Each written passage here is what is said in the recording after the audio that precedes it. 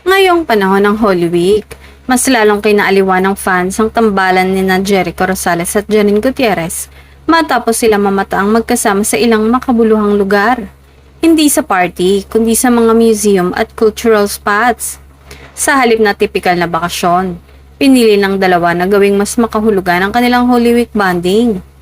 Ayon sa ilang netizens, spotted sina Jericho at Janine na tahimik na nag-iikot sa mga museo. Tila sinasabayan ang panahon ng pagninilay at pagpapahinga.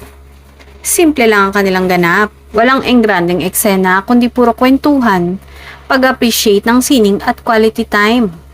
Mas lalong kinilig ang kanilang supporters dahil sa pagiging low-key pero very intentional ng dalawa. Ipinapakita raw nito na hindi lang puro kilig ang kanilang relasyon, kundi may lalim at pagpapahalaga rin sa mga bagay na may saysay. Sa kabila ng kanilang kasikatan, kapansin-pansin ang pagiging grounded ni na Janine at Jericho. Sa panahong karamihan ay abala sa bakasyon at galaan, pinili nilang maglaan ng oras para sa reflection at meaningful experiences. Mukhang hindi lang puso ng isa't isa ang kanilang pinagyayaman, kundi pati na rin ang kanilang kaalaman at pananaw sa buhay.